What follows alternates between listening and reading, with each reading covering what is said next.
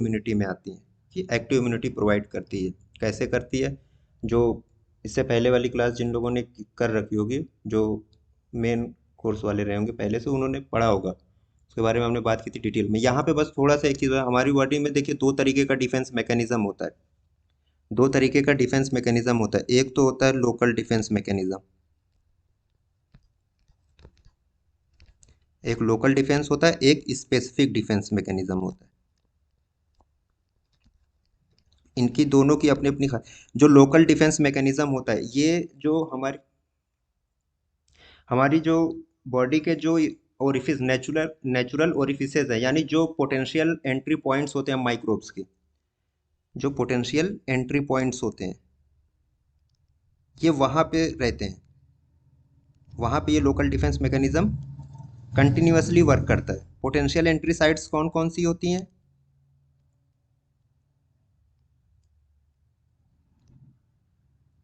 Hairs हैं, mucus है and skin. इनको कहा जाता है ना फर्स्ट लाइन डिफेंस। इनको हम कहते हैं फर्स्ट लाइन डिफेंस। क्यों? क्योंकि यहाँ पे सबसे पहले कोई माइक्रो ऑर्गेनिज्म अगर है, अगर वो इन्वेड करेगा तो कहाँ से करेगा? या तो नोज से करे, या माउथ से करे, या स्किन सरफेस पे आके रुक जाए। हाँ, तो अब ऐसी जगहों पे अगर मान लीजिए स्किन इंटैक्ट है तो कोई भी माइक्रो ऑर्गेनिज्म एंट्री नहीं ले सकता। इसी तरीके से जो नेजल हेयर्स होते हैं, नेजल हेयर्स, है ना, जो नाक में बाल होते हैं, वो क्या करते हैं? वो जो डस्ट पार्टिकल्स हैं या पैथोजेंस हैं जो मोर देन 5 माइक्रॉन्स के हैं, उनको क्या करता है? वो फिल्टर आउट करता रहता है, अंदर उनकी एंट्री नहीं होने देता, होने नहीं देता। इसी तरीके से आप ईयर में ले लीजिए, तो ईयर में भी क्या है? हेयर्स होते हैं। वो क्या करते हैं? वो अंदर पैथोजेंस को एंट्री नहीं देने देते, वहीं पे उनको सार्ट आउट कर देते हैं, उनको फिल्टर आउट कर देते हैं। इसीलिए इनको फर्स्ट लाइन डिफेंस कहा गया। अच्छा, फर्स्ट लाइन डिफेंस को अगर मान लीजिए किसी तरीके से कोई माइक्रो ऑर्गेनिज्म इनसे उसने एक्सेस पा लिया, यहाँ से वो थोड़ा अंदर भी चला गया, तो अभी अंदर क्या है? म्यूकस मेम्ब्रेन है, म्यूकस मेम्ब्रेन है, सीलिया है। हाँ? वो क्या करता है? वो उनको एक्सपेल आउट करने की कोशिश करता है, उनको बाहर फेंकने की कोशिश करता है निकाल कर। लाइक अब कैसे होगा? मान लीजिए नाक के थ्रू अगर कोई एंटर हो रहा है तो सबसे पहले क्या आएगी? स्नीजिंग आएगी। हम्म? और यहाँ से मान लीजिए ओरोफेरिंक्स को पार कर गया, वो ट्रेकिया में चला गया, तो क्या हो सकता है? कफिंग हो सकती है। स्नीजिंग हो गई, कफिंग हो गई। और मान लीजिए ओरल रूट से गया था, इसोफेगस को पार कर गया, तो वोमिटिंग। बॉडी क्या करती है? इनके जरिए जो हार्मफुल सब्सटेंस है, हार्मफुल जो माइक्रो ऑर्गेनिजम्स थे या कोई भी दूसरी ऐसी चीज जो हमारी बॉडी के लिए सुटेबल नहीं थी, उसको क्या एक्सपेल्ड आउट करने की कोशिश करती है। तो ये जो होता है, ये लोकल डिफेंस है, ये वर्क करता रहता है ऑटोमेटिक कंटिन्यूअसली। अब मान लीजिए यहाँ से भी वोमिटिंग हो गई, स्नीजिंग हो गई, कफिंग हो गई, फिर भी कोई माइक्रो ऑर्गेनिज्म था, वो एंट्री लेके चला गया अंदर तक, और वो ब्लड स्ट्रीम में पहुंच गया। एक बार जब ब्लड स्ट्रीम में पहुंचता है ना, तब वहां से हमारा स्पेसिफिक डिफेंस मैकेनिज्म शुरू होता है। लोकल डिफेंस तो बेचारा अपना काम कर रहा था, लेकिन अगर इसके बस की बात नहीं थी, ये नहीं रोक पाया, तो अब स्पेसिफिक डिफेंस मैकेनिज्म शुरू होता है। स्पेसिफिक डिफेंस मैकेनिज्म का मतलब ये होता है कि जब हमारी बॉडी में जो माइक्रो ऑर्गेनिज्म था, उसने लोकल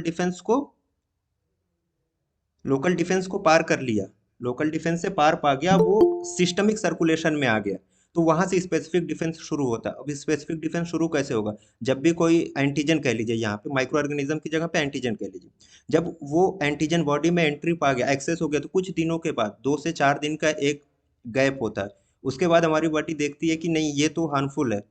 तो वहां से जो होता है, जो खास तौर से जो ह्यूमोरल इम्यूनिटी हमारी होती है, ह्यूमोरल सेल्स कौन सी होती हैं?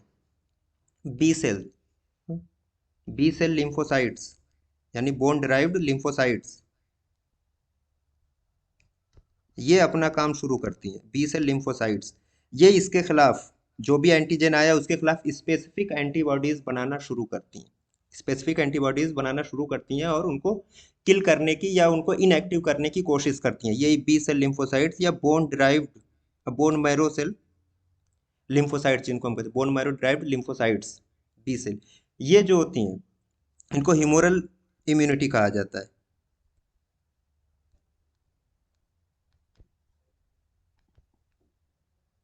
इनको ह्यूमोरल इम्यूनिटी कहा जाता है। और यही जो ह्यूमोरल इम्यूनिटी है या बी सेल लिम्फोसाइट्स, अगर कोई ये पूछे कि जो एंटीबॉडीज हमारी बॉडी में बनती है वो कौन सी सेल बनाती है, तो वो जो एंटीबॉडीज है वो बी सेल बनाती है। जो एंटीबॉडीज हैं वो बी सेल बनाती है, यानी ह्यूमोरल इम्यूनिटी से वो प्रोड्यूस होती हैं, ह्यूमोरल इम्यूनिटी से। और जो सेलुलर इम्यूनिटी जो होती है, जो सेलुलर इम्यूनिटी होती है वो टी सेल डिराइव्ड होती है।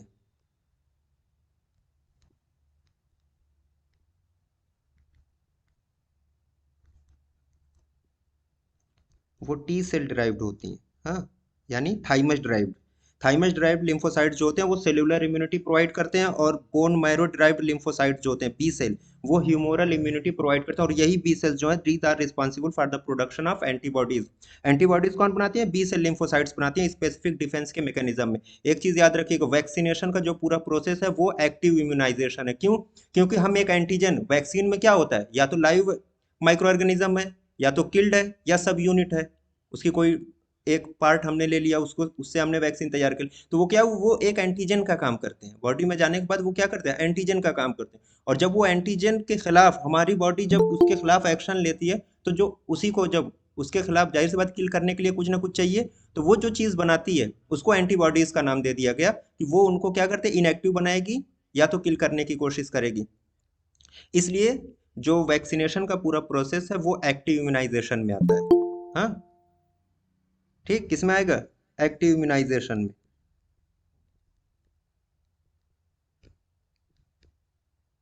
ये इन जनरल थोड़ा सा था, वैसे इम्यूनिटी के बारे में पूरा पैथोलॉजी वाले ही पढ़ाते हैं। एक्टिव इम्यूनाइजेशन में वैक्सीनेशन आता है। अब यहाँ से वैक्सीन्स के बारे में शुरू करते हैं। तो वैक्सीन्स की ये डिफिनीशन है, स्पेसिफिक है कि immunobiological substance design to produce specific protection against a given disease. अब यहाँ पे स्पेसिफिक प्रोटेक्शन की बात क्यों कर रहे हैं हम, बार बार देखिएगा, इससे पहले हमने जब पढ़ा था प्राइमरी लेवल के प्रिवेंशन में, वहां पे दो चीज थी, हेल्थ प्रमोशन और स्पेसिफिक प्रोटेक्शन। स्पेसिफिक का मतलब हो कि अगेंस्ट ए गिवन फिनोमिना या अगेंस्ट ए गिवन डिजीज, यहाँ पे गिवन डिजीज का लेके, क्योंकि जाहिर सी बात है एक सिंगल वैक्सीन से हम हर डिजीज को प्रिवेंट नहीं कर सकते। जो वैक्सीन वो स्पेसिफिक है एक पर्टिकुलर डिजीज के लिए, उसके अलावा वो दूसरी डिजीज पे उसका कोई इफेक्ट नहीं है। तो इसलिए स्पेसिफिक प्रोटेक्शन देती है, किसके लिए, एक अपनी जो जिसके लिए वो बनी है, जिस डिजीज के लिए। इम्यूनोबायोलॉजिकल सब्सटेंस का मतलब क्यों कह रहे हैं, इम्यूनोबायोलॉजिकल, बायोलॉजिकल का मतलब जो भी वैक्सीन में जो सब्सटेंस है वो क्या है, वो लिविंग ऑर्गेनिज्म से बने हैं, या तो वायरस होगा, या बैक्टीरिया होगा, या उसका कोई पार्ट होगा जिसको हम सब यूनिट वैक्सीन कहते हैं। तो इसलिए यहाँ पे बायोलॉजिकल वर्ड वैक्सीन में लग गया है। ठीक, अब यहाँ से बस इसके बारे में इतना ही है, वैक्सीन है। वैक्सीन के बाद जब हमने जो प्रोसेस है, किसी को हमने इंजेक्ट किया या ओरली हमने उसको पिला दिया एक बार, तो उस प्रोसेस को हम क्या कहते हैं, वैक्सीनेशन कहते हैं। और वैक्सीनेशन के बाद एक लेटेंट पीरियड होता है, हाँ, 2 to 10 days का यूजुअली। उसके बाद बॉडी में एंटीबॉडीज बनना शुरू हो जाती है उस स्पेसिफिक एंटीजन के खिलाफ। तब हम जाके कहते हैं कि नाउ दैट मैन या दैट पर्सन इज इम्यूनाइज्ड, और इस पूरे प्रोसेस को इम्यूनाइजेशन कहते हैं। ठीक, ये तीन टर्म बेसिकली एक दूसरे से इंटरकनेक्टेड है। अब कुछ जनरल नॉलेज के हिसाब से है, एक एक लाइन का वन वर्ड के हैं जो हम लोगों ने पढ़ रखे हैं। पहली वैक्सीन किसने बनाई थी, एडवर्ड जेनर ने। एडवर्ड जेनर ने बनाई थी। कौन सी वैक्सीन थी, स्मॉल पॉक्स। ठीक है, स्मॉल पॉक्स थी। 1798 में बनी थी। कब बनी थी, 1798 में। 1798 में बनी थी। ठीक, इसको बनाने वाले एडवर्ड जेनर थे। बस देखिए, इस तरीके से दोबारा आपको पढ़ना भी नहीं पड़ेगा इंशाल्लाह, बस खाली याद करते चले जाइए। एडवर्ड जेनर ने बनाई थी। उसके बाद जो टर्म वैक्सीन है ये किसने दिया था, दो टर्म है, टर्म वैक्सीन और वैक्सीनेशन। वैक्सीन लुइस पास्चर ने दिया था, वैक्सीन जेनर ने दिया था। ठीक,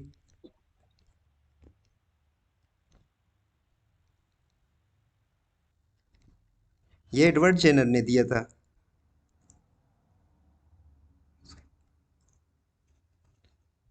अब देखिएगा, ये जो टर्म है रेबीज कालरा वैक्सीन, ये किसने बनाई थी, लुइस पास्चर ने। पास्चर ने ही बनाई थी। ठीक, अब ये दो टर्म है आईपीवी और ओपीवी। आईपीवी किसने बनाई थी, जॉन सॉक ने। हाँ, इसको इसलिए इसको सैक के नाम से बस इतना ही याद रखिएगा। हाँ, सैक। और ओपीवी जो बनाई थी वो सैबिन ने बनाई थी। पहले बनी कौन सी वैक्सीन थी, तो सबसे पहले देखिए आईपीवी बनी थी 1955 में, आईपीवी बनी थी।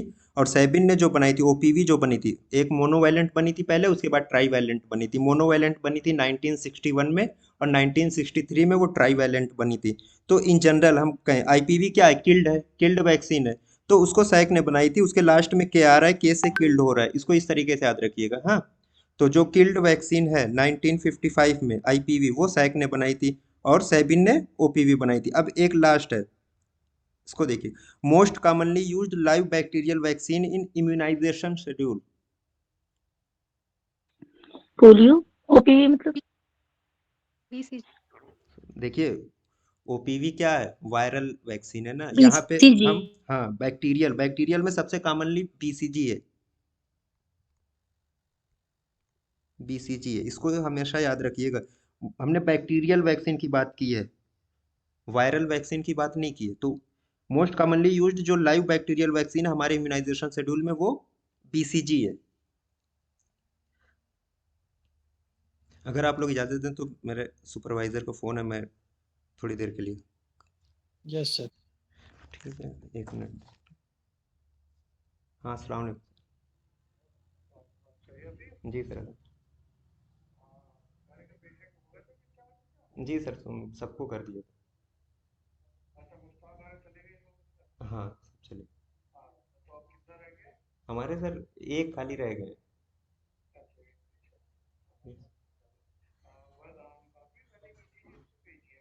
जी सर।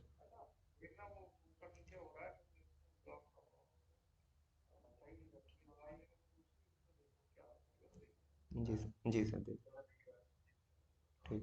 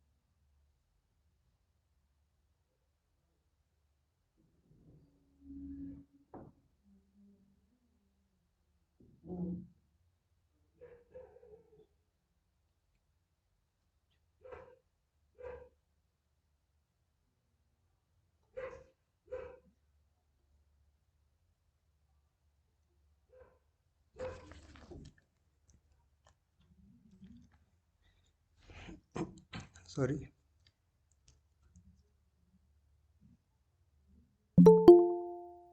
ठीक, इसके बाद देखिएगा टाइप्स ऑफ वैक्सीन जो हम लोग पढ़ते हैं इसमें बेसिकली, है। टाइप्स ऑफ वैक्सीन में कितनी टाइप की वैक्सीन्स होती हैं?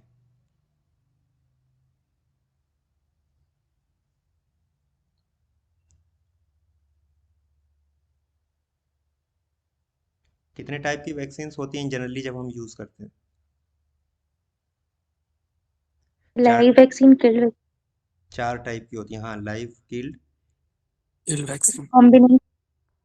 रिकम्बिनेंट की जगह पे सब यूनिट कहिए, उसके बाद कम्बिनेशन टाइप की, टोटल जो होती है ना वो 4 टाइप्स की होती हैं। ठीक है, लाइव वैक्सीन, किल्ड वैक्सीन, सब यूनिट और कॉम्बिनेशन, ये 4 टाइप की बेसिक वैक्सीन होती हैं जो प्रिपेयर की जाती हैं इंजन। लाइव वैक्सीन का मतलब क्या है, जो लाइव ऑर्गेनिज्म से, लाइव ऑर्गेनिज्म से जो तैयार की जा रही हैं। अब इनको तैयार कैसे किया जाता है, लेबोरेटरी में इनका कंटिन्यूअसली इनका कल्चर किया जाता है, जिससे क्या करते हैं, इनका जो वायरुलेंस है, जो इनकी डिजीज काज करने की जो इनकी कैपेबिलिटी है, उसको कम किया जाता है। कंटिन्यूअसली इनका कल्चर करके इनकी जो डिजीज काज करने की कैपेबिलिटी है उसको कम करते हैं, लेकिन जो इनकी एंटीजेनिसिटी होती है, एंटीजेनिसिटी का मतलब क्या है, कि वो जो बॉडी में एंटर होने के बाद इम्यून रिएक्शन वो जनरेट कर पाए, इम्यून रिएक्शन का मतलब वही एंटीजन एंटीबॉडी रिएक्शन को ये प्रोड्यूस कर सके, वो चीज़ मेंटेन रहती है। और वो मेंटेन कैसे रहेगी, यानी जब वो बॉडी में जाके मल्टीप्लाई होगा, तभी जाके उसके खिलाफ एंटीबॉडीज भी बनेंगी। तो इन जनरल ये live vaccines are prepared from repeated passage of organisms in tissue culture और chick embryos in laboratory. Laboratory में इसको कंटिन्यूअसली इनको कल्चर कराया जाता है, जिससे इनकी जो वायरुलेंस होती है, एक चीज याद रखिए, जो लाइव वैक्सीन होते हैं हमेशा वो एटेन्यूएटेड लिखा होता है,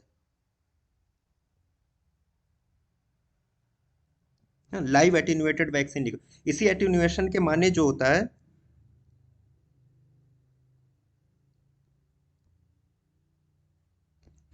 reduced violence and maintained antigenicity.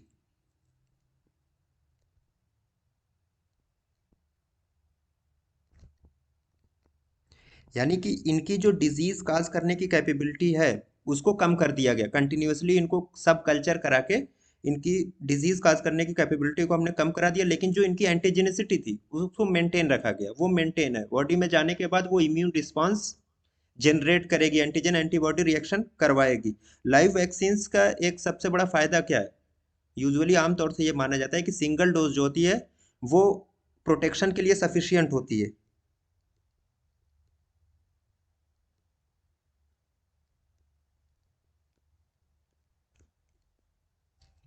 Single dose जो होती है वो सफिशियंट होती है, एक्सेप्शन एक जगह लगा है, एक्सेप्ट ओपीवी। ओपीवी में क्या है, मल्टीपल डोजेस चाहिए आपको। ये भी लाइव वैक्सीन है लेकिन ओपीवी में आपको मल्टीपल डोजेस चाहिए और साथ में बूस्टर डोज भी चाहिए। तो एक एक्सेप्शन यहाँ पे हो।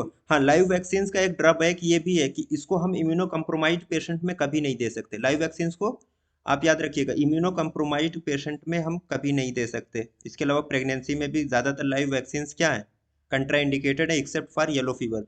तो लाइव वैक्सीन जो होती है इम्यूनो कम्प्रोमाइज्ड पेशेंट को बिल्कुल नहीं देनी है। एक चीज़ ये हो गई। दूसरी चीज़ ये है कि कभी कभी क्या होता है, नॉर्मल पर्सन में भी अगर इम्यूनो कम्प्रोमाइज्ड नहीं है उसके बावजूद भी हमने लाइव वैक्सीन दी। लाइव वैक्सीन क्या है भाई, माइक्रो ऑर्गेनिज्म क्या है, जिंदा है, बस क्या है उसकी जो वायरुलेंस फैक्टर था उसको कम किया गया बॉडी में जाके। मान लीजिए कभी कभी वो रिवर्ट बैक हो सकता है, वो फुल्ली वायरुलेंट हो सकता है और वो डिजीज काज कर दे ना, प्रोटेक्ट प्रोटेक्ट करने की बजाय वो क्या करे, वो डिजीज काज कर सकता है।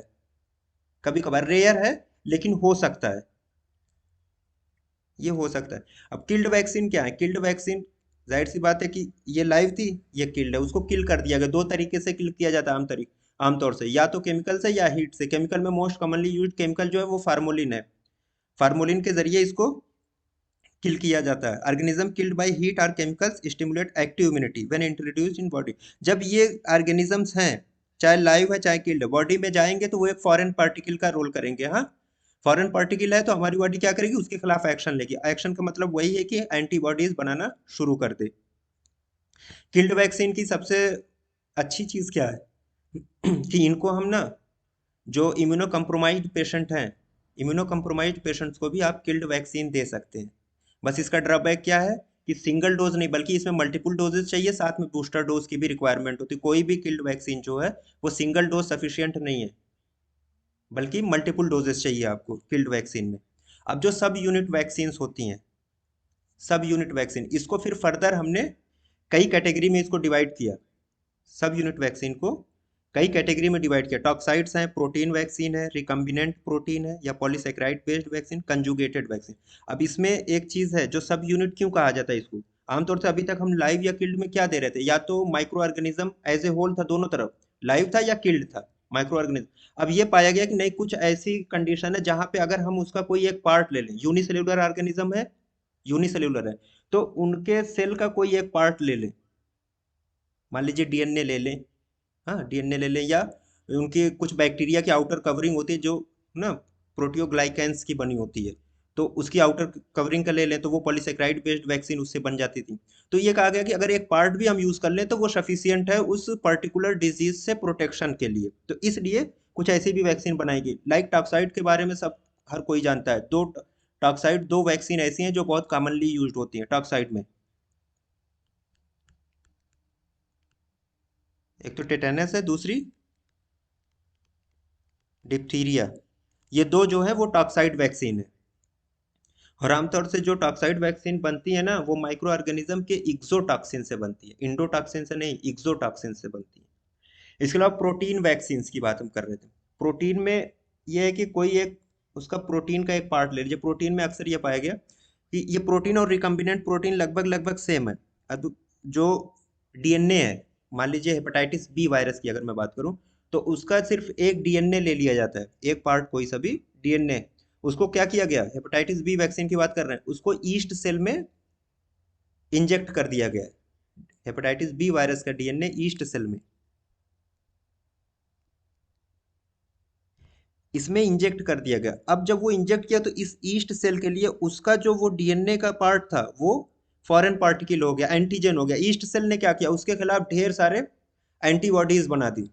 अब वो जो एंटीबॉडीज वो उसी की तरह एकदम रिजेम्बलेंस थी, जो हेपेटाइटिस बी का डीएनए का था उसी से एकदम रिजेंबल कर रही थी। क्या किया गया, उसी को फिर एक्सट्रैक्ट करके उससे हेपेटाइटिस बी की वैक्सीन बना दी गई, उससे हेपेटाइटिस बी की वैक्सीन बना दी गई। इसी तरीके से जो कंजुगेटेड वैक्सीन होती हैं उसमें दो वैक्सीन बहुत कॉमन है, haemophilus influenza, haemophilus influenza HIV vaccine जो होती है, haemophilus influenza type B vaccine. इसके अलावा न्यूमोकोकस वैक्सीन, ये क्या है, कंजुगेटेड वैक्सीन। इसी पॉलीसेक्राइड बेस्ड जो होती हैं, इसमें पॉलीसेक्राइड बेस्ड जो वैक्सीन होती हैं ये भी कंजुगेटेड वैक्सीन में ही इसको भी शुमार किया जाता है। इसकी एक सबसे अच्छी जो एग्जांपल है वो टाइफिम VI टाइफाइड की वैक्सीन है, और हीमोफिलस इन्फ्लुएंजा टाइप बी को इसमें भी रखा गया, न्यूमोकोकस को भी। ठीक, ये सब यूनिट वैक्सीन है, टॉक्साइड्स हैं, प्रोटीन है, रिकम्बिनेंट है, पॉलीसेक्राइड बेस्ड या कंजुगेटेड है, ये सब यूनिट, यानी कोई एक पार्ट माइक्रो ऑर्गेनिज्म का कोई एक पार्ट सिर्फ हम यूज कर रहे थे।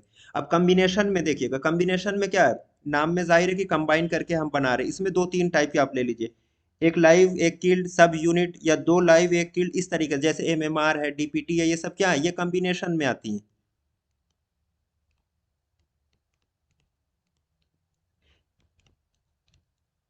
ये जो वैक्सीन हैं ये कम्बिनेशन टाइप की वैक्सीन है, MMR DPT DT ये कम्बिनेशन टाइप की वैक्सीन है। अच्छा ये हो गया। अब अगर कोई आपसे एग्जांपल पूछे, जैसे कुछ जनरल वैक्सीन हैं उनके नाम तो याद ही होना चाहिए। लाइव वैक्सीन में तीन चार नाम सबको याद होने चाहिए, measles, rubella, BCG, OPV, mumps, varicella, ये सब क्या है, लाइव वैक्सीन है।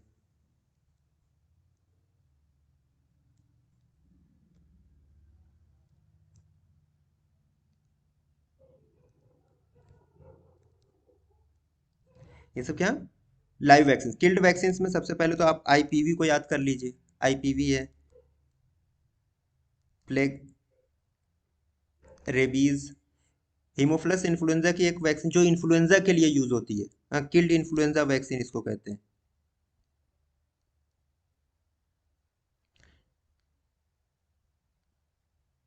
पर्ट्यूसिस, ये सब क्या है, ये किल्ड वैक्सीन है। सब यूनिट और कॉम्बिनेशन का हमने देख लिया।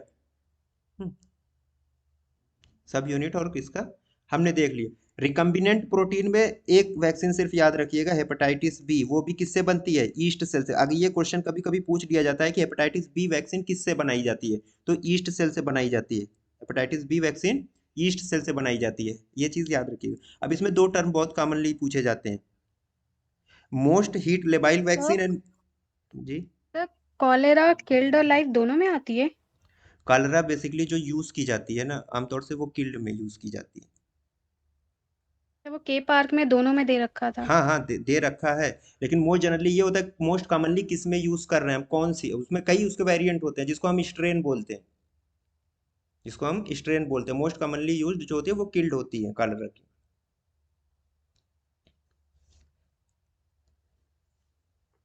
अब इसमें दो क्वेश्चन जो है वैक्सीन से बनते हैं अक्सर, मोस्ट हीट लेबाइल वैक्सीन और most heat stable. Heat labile को आप थर्मो स्टेबल भी कहते हैं, थर्मो स्टेबिलिटी यानी सेंसिटिविटी टू हीट कितना है, कौन हीट से, हीट के एक्सपोजर से जल्दी खराब हो जाएगी, कौन हीट पे बहुत देर तक वो अपने आप को मेंटेन करके रख सकती है वैक्सीन। तो इसमें दो क्वेश्चन यही बेसिक बनते हैं कि हीट लेबाइल वैक्सीन सबसे ज़्यादा कौन है, और सबसे ज़्यादा हीट स्टेबल, मतलब आप उसको सनलाइट में एक्सपोज कर दिए फिर भी वो खराब नहीं होगी, उसको हमने हीट स्टेबल का नाम दिया। कौन सी होती है, Heat sensitive OPV. OPV heat sensitive है, ठीक, चलिए आपका। हीट मोबाइल में रिकॉन्स्टिट्यूटेड BCG। यस, देखिए अब मैं एक वो पूरा इनका लाइन से लिख देता हूँ। अभी BCG को निकाल दीजिए, सबसे पहले आप येलो फीवर रखिए, OPV, मीजल्स, हेपेटाइटिस बी है, DPT DT। अब इसके बाद यहाँ पे आ गई BCG और लास्ट में है TT। अब देखिए ये क्या है, ये लेवाइल के हिसाब से मतलब एक्सपोजर टू हीट सबसे पहले कौन सी वैक्सीन जो है वो बेकार हो जाएगी, खराब हो जाएगी। तो येलो फीवर यहाँ पे सबसे आगे अभी तक। सेकंड नंबर पे क्या OPV है। BCG ये क्या, ये फ्रीज ड्राइड है, और जैसे ही हमने इसको क्या किया, डाइल्यूट कर दिया, रिकॉन्स्टिट्यूट कर दिया इसको BCG को। तो अब यहाँ पे आप लिखिए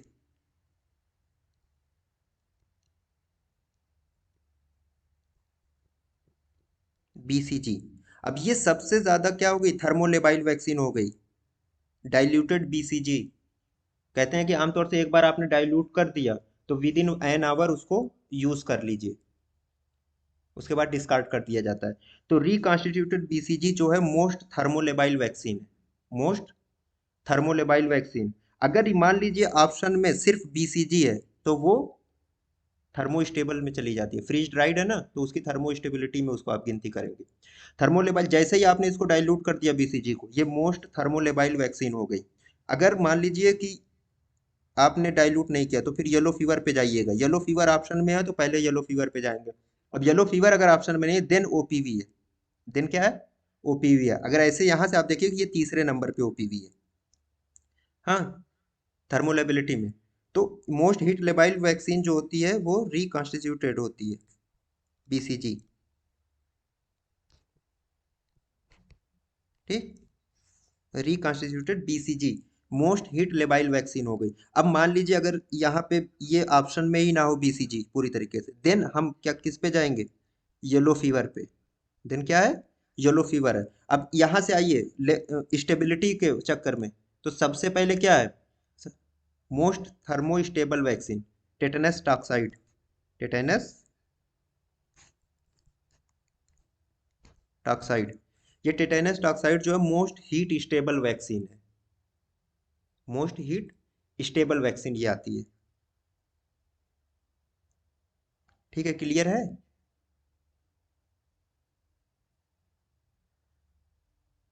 यस सर।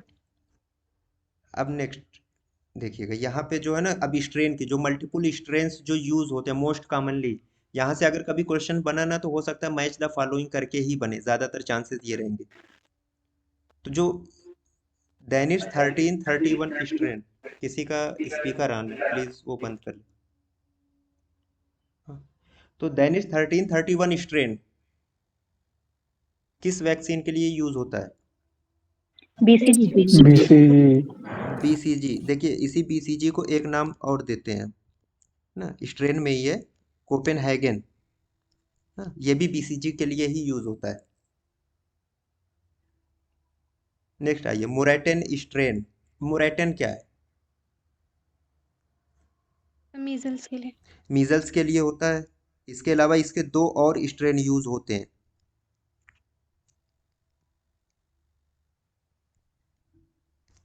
एडमॉस्टन ज़ैग्रेब, हाँ, और Schwarz.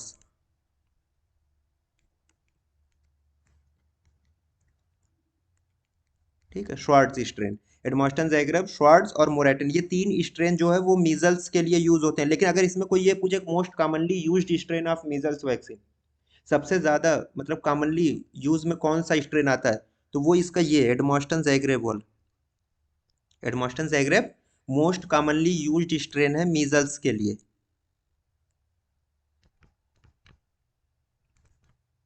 Most commonly use strain for measles Edmonston Zagreb. इसके अलावा ये श्वार्ट्ज और मोरेटन भी है। ठीक है, नेक्स्ट जो है वो जेरिलिन।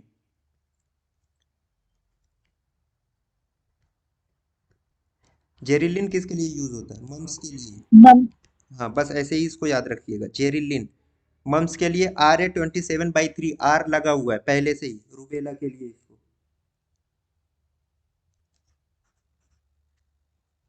17D ये जो है ये येलो फीवर के लिए है।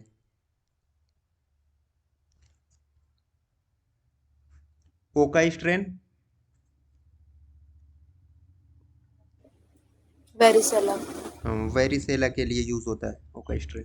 अब SA14-14-2 स्ट्रेन, ये जो होता है इंडिया में खास तौर से ये स्ट्रेन यूज होता है। SA14-14-2 स्ट्रेन इंडिया में यूज होता है। जैपनीज इंसेफ्लाइटिस के लिए, किसके लिए? जैपनीज इंसेफ्लाइटिस के लिए इंडिया में ये वाला स्ट्रेन यूज होता है। इसके अलावा इसके 2 स्ट्रेन और यूज होते हैं। उसका नाम दे दिया गया बीजिंग स्ट्रेन और नाकायामा। नाकायामा स्ट्रेन, ये 3 स्ट्रेन है, लेकिन इंडिया में जापानीज इंसेफ्लाइटिस के लिए SA14-14-2 ये वाला स्ट्रेन यूज होता है। नेक्स्ट आता है A7 California 2009।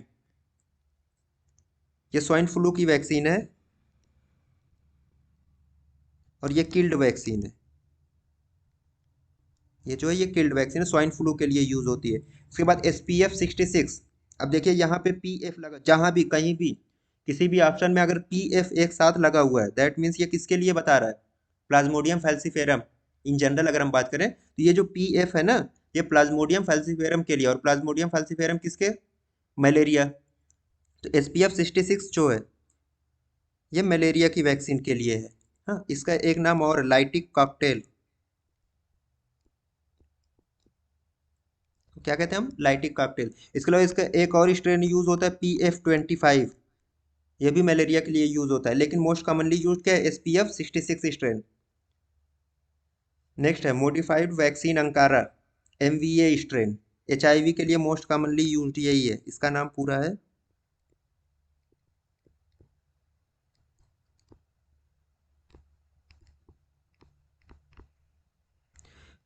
Modified vaccine Ankara strain, HIV के लिए यूज होता है। अब पिट्समूर स्ट्रेन जो होता है ये रेबीज की वैक्सीन के लिए यूज किया जाता है। इसके लिए रेबीज की वैक्सीन के लिए। एंटीकोरल, इसके बारे में कोई बताए? कॉलरा। हाँ यस, ये जो है कॉलरा। ये कॉलरा की वैक्सीन के लिए ड्यूकोरल यूज होता है। और लास्ट में टाइफिम VI, टाइफोरल और एक जो तीसरा है टैब।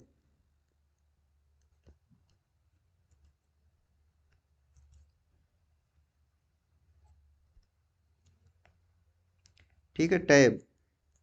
ये जो टैब होते हैं ये टाइफाइड की वैक्सीन के लिए यूज किया जाता है।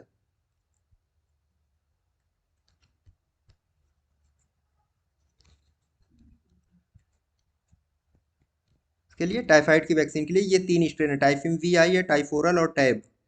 ये तीनों के तीनों टाइफाइड की वैक्सीन के लिए यूज किए जाते हैं। ठीक है, ये तो हो गया स्ट्रेन। अब स्ट्रेन के अलावा कभी कभी इन जनरल, वैसे तो आमतौर से नहीं पूछा जाता, लेकिन हो सकता है कभी कभी ईयर भी पूछ दे किसी वैक्सीन का। कुछ स्पेसिफिक वैक्सीन जो होती हैं उनका ईयर की, ये कब बनी थी, कब बनी थी। तो 1798 में हमको पता है स्मॉल पॉक्स बनी थी, स्मॉल पॉक्स बन गई थी। 1885 में, 1885 में जो बनी थी वो रेबीज वैक्सीन बनी थी, रेबीज की वैक्सीन। 1897 में प्लेग वैक्सीन। अब आइए 1917 में। 1917 में 2 वैक्सीन बन गई थी। एक तो 1917 में याद रखिएगा कॉलरा की वैक्सीन बनी थी, कॉलरा की वैक्सीन बन गई 1917 में। इसके अलावा जो पेरेंटरल रूट की टाइफाइड की वैक्सीन थी ये भी बन गई।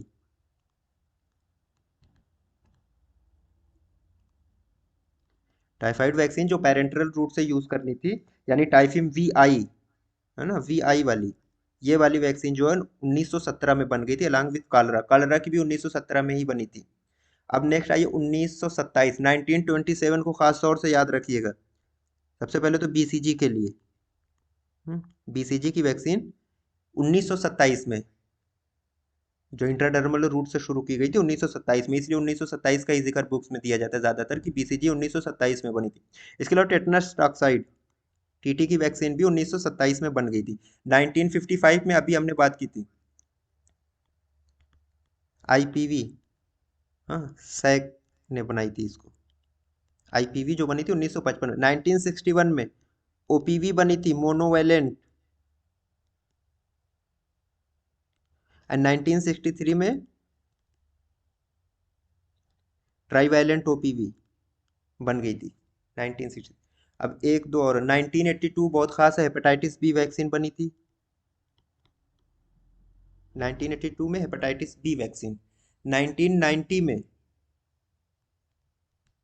टाइफाइड की ओरल रूट की वैक्सीन बनी थी। एंड 2020 में, ये तो पता होगा सबको, कोविड-19 की वैक्सीन किसकी बनी थी? कोविड-19 की। तो ये कुछ ऐसा नहीं कि इसके इस बीच में और वैक्सीन नहीं बनी, बहुत सारी वैक्सीन बनी है, लेकिन ये कुछ इंपॉर्टेंट वैक्सीन थी जिनके ईयर हमें थोड़े बहुत याद होने चाहिए, खासतौर से BCG है, या IPV और OPV है, हेपेटाइटिस बी है ना, कॉलरा के लिए स्मॉल पॉक्स तो याद ही होना चाहिए। तो इन जनरल ये था। अब यहाँ से थोड़ा सा ये देखिएगा कि 2 लाइव वैक्सीन हम एक साथ दे सकते हैं या नहीं दे सकते, वैक्सीन का जनरल रूल्स। 2 लाइव वैक्सीन हम एक साथ दे सकते हैं या नहीं दे सकते हैं? तो दे सकते हैं। नहीं दे सकते। दे सकते दे हैं। सकते हैं। 2 live vaccine can be given together, इसको याद रखिएगा। 2 live vaccine can be given together. अब इसको देने का तरीका है, आमतौर से ये कहा जाता है कि कम से कम ना 6 वीक का गैप कर लीजिए, या साइट चेंज कर लीजिए। साइट चेंज का मतलब साइट चेंज कर लीजिए या रूट चेंज कर लीजिए आप। तो आप 2 लाइव वैक्सीन भी एक साथ दे सकते हैं और लाइव एंड किल्ड वैक्सीन भी एक साथ दे सकते हैं। दोनों चीजें हैं। 2 लाइव वैक्सीन एक साथ दी जा सकती है, लाइव और किल्ड वैक्सीन भी एक साथ दी जा सकती है। अब यहाँ से एक चीज ये है कि येलो फीवर और कॉलरा की वैक्सीन कभी भी एक साथ नहीं दे सकते। Yellow fever and cholera vaccine can not be given together, इसको कभी भी एक साथ नहीं दी जा सकती, येलो फीवर और कॉलरा की वैक्सीन। ठीक है। अब OPV के बारे में आता है अक्सर क्वेश्चन कि total number of doses of OPV in immunization schedule. Immunization schedule में आप OPV की कितनी डोज देते हैं?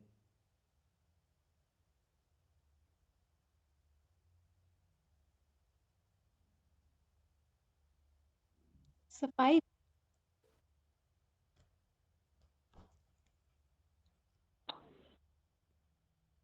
एक तो 0, 6, 10, 14 और बूस्टर डोज। एक 0 पे हमने दिया OPV 0 at the time of birth, 6 week, 10 week, 14 week, इसके बाद बूस्टर।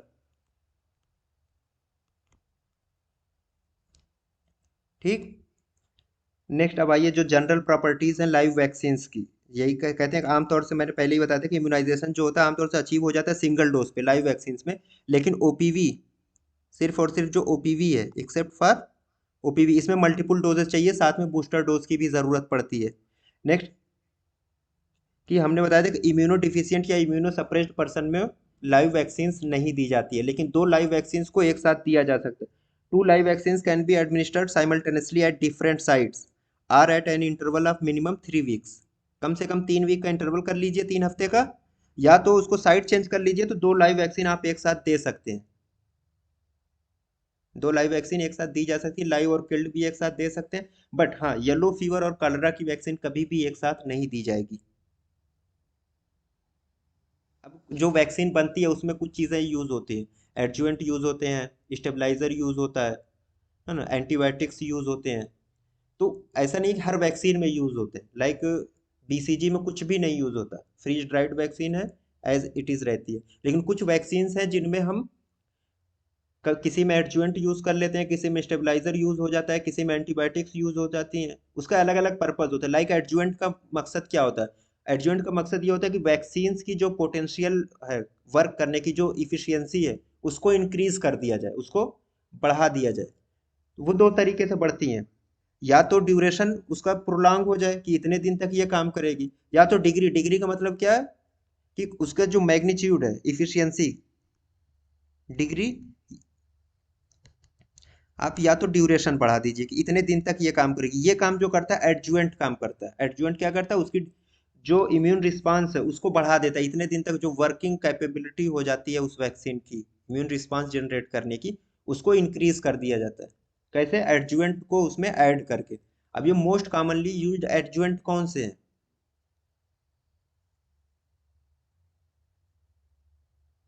एल्युमिनियम के साल्ट्स यूज होते हैं सबसे कॉमनली, चाहे वो एल्युमिनियम फास्फेट हो या एल्युमिनियम हाइड्रोक्साइड हो।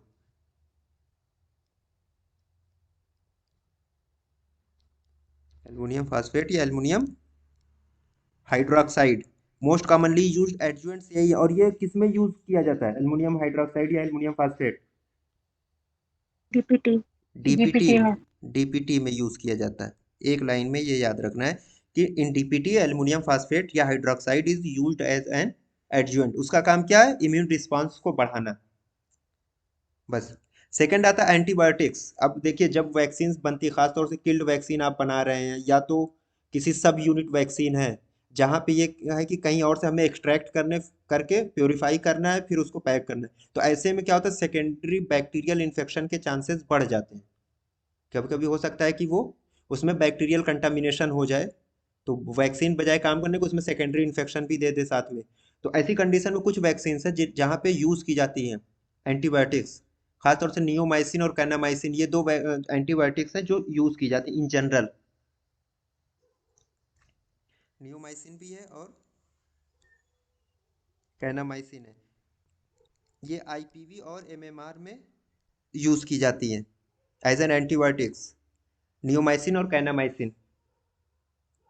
फिर आता है प्रिजर्वेटिव्स। प्रिजर्वेटिव्स का मतलब क्या है, आपने अक्सर पढ़ा ना, यूज्ड एज एन प्रिजर्वेटिव, उसको प्रिजर्व करने के लिए, उसके क्या कर शेल्फ लाइफ को बढ़ाने के लिए, शेल्फ लाइफ को बढ़ाने के लिए प्रिजर्वेटिव का यूज किया जाता है वैक्सीन्स की। अब उसमें दो हैं, थायोमर्साल और फॉर्मल्डिहाइड, ये दो मोस्ट कॉमनली यूज्ड प्रिजर्वेटिव। और इसमें से जो थायोमर्साल है इसके बारे में लिखा है कि डीपीटी में एज ए प्रिजर्वेटिव ये यूज होता है।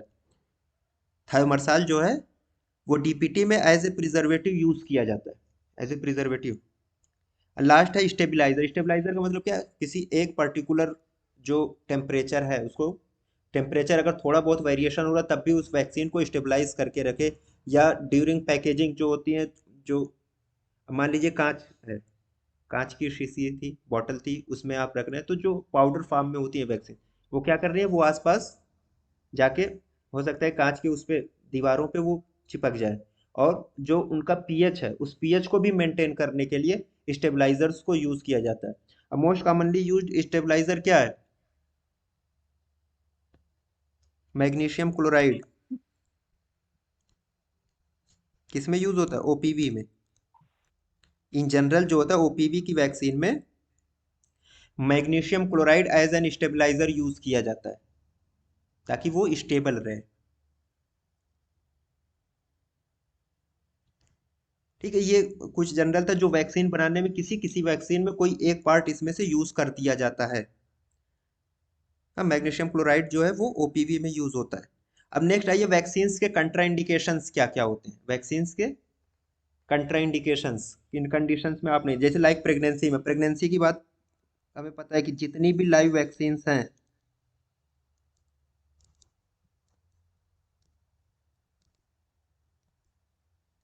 All live vaccines are contraindicated except, एक एक्सेप्शन है यहाँ पे, yellow fever.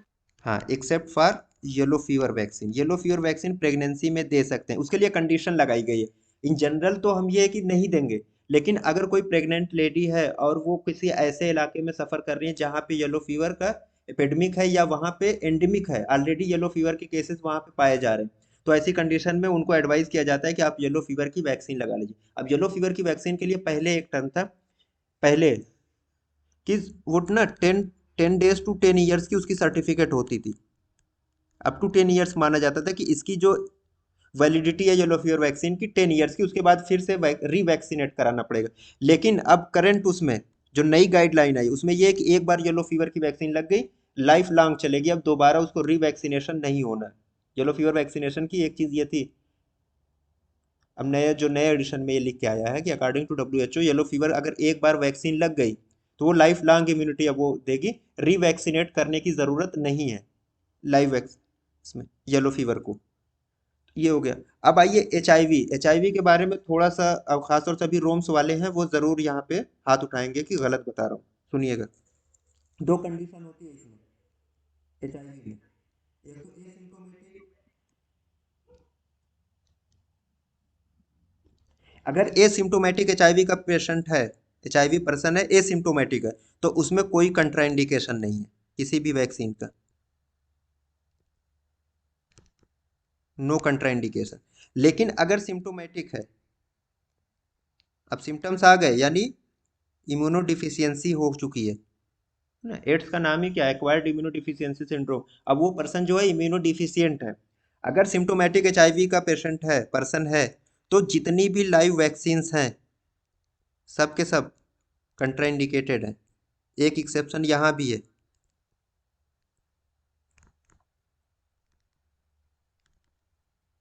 All live vaccines are contraindicated except, वो एक्सेप्शन जो है बीसीजी का है। हाँ, बीसीजी वैक्सीन दी जा सकती है। उसके लिए एक सबसे अच्छा जो उस बहस की गई बुक में ये कहा गया कि इन जनरल कंडीशन जो डेवलपिंग कंट्रीज हैं, डेवलपिंग कंट्रीज में मोस्ट कॉमनली अपॉर्चुनिस्टिक इन्फेक्शन जो है एचआईवी के पेशेंट में होता है ट्यूबरकुलोसिस। और ये माना जाता है कि अगर किसी को प्राइमरी इन्फेक्शन के बाद कोई सेकेंडरी इन्फेक्शन हो रहा है तो सेकेंडरी इन्फेक्शन आमतौर से फैटल होता है, ज़्यादा खतरनाक होता है। क्यों? क्योंकि जो प्राइमरी इन्फेक्शन था उससे लड़ने के लिए पूरी बॉडी का डिफेंस मैकेनिज्म वहां पे लगा हुआ है प्राइमरी इन्फेक्शन से लड़ने के लिए। तो सेकेंडरी इन्फेक्शन है ना, वो फैटल हो जाए, उसके खिलाफ बॉडी एक्शन नहीं ले पाती है। तो इन जनरल इसीलिए कहा गया कि बीसीजी की वैक्सीन जो है इम्यूनो डिफिशियंट पर्सन में, यानी सिम्टोमेटिक एचआईवी का अगर पेशेंट है तो उनमें बीसीजी की वैक्सीन हम दे सकते हैं। इसके बाद इम्यूनो सप्रेसिव या कार्टिकोस्टेरॉइड थेरेपी पे है, तो जितनी भी लाइव वैक्सीन है सब के सब कंट्राइंडिकेटेड है। All live vaccines are contraindicated.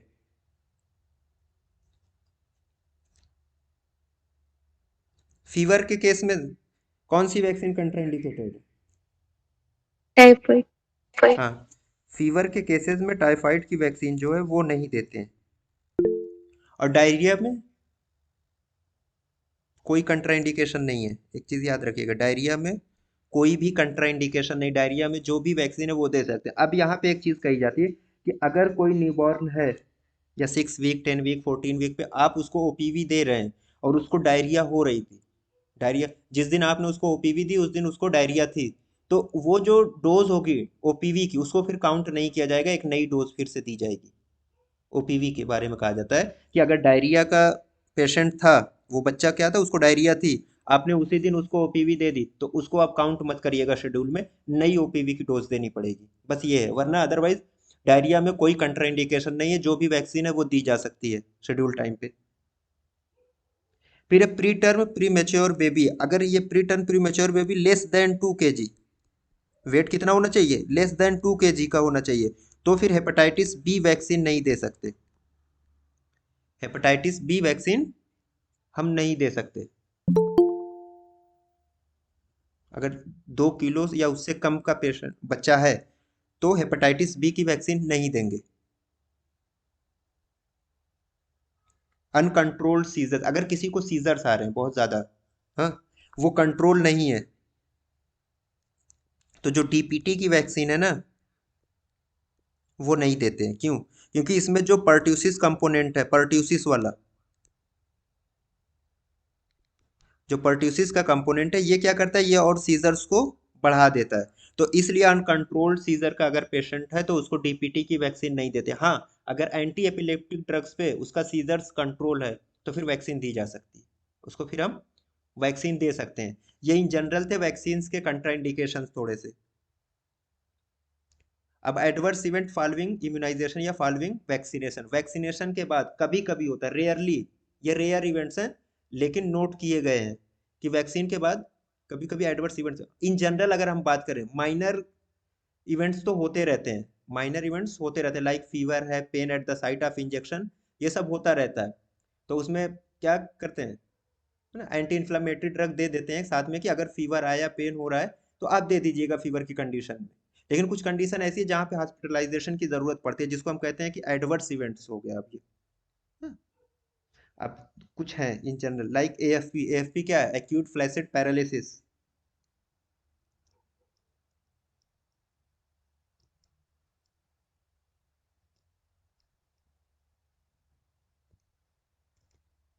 Acute flaccid paralysis, AFP, AFP किस में होता है, किस वैक्सीन का कंट्रा वो एडवर्स इफेक्ट है,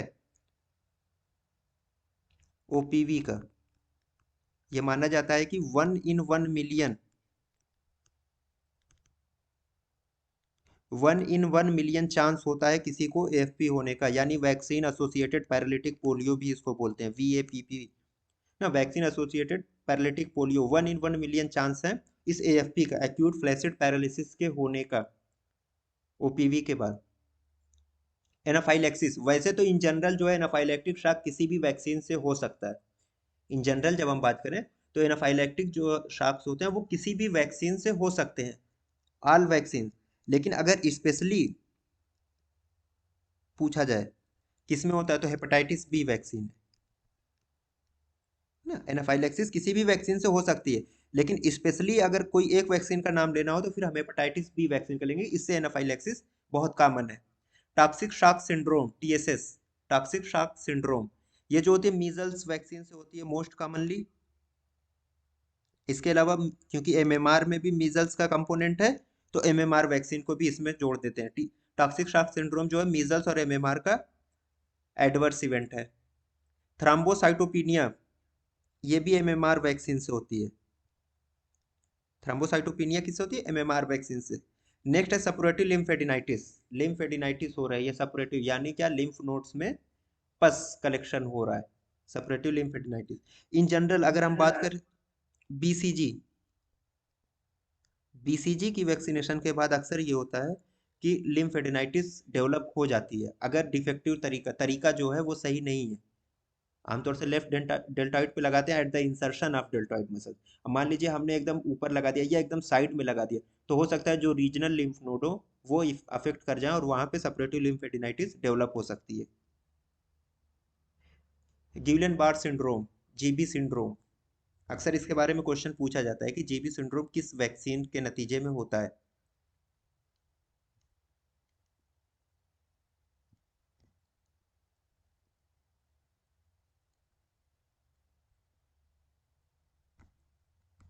किल्ड इन्फ्लुएंजा वैक्सीन, इसके नतीजे में गिबलिन बार सिंड्रोम हो सकता है।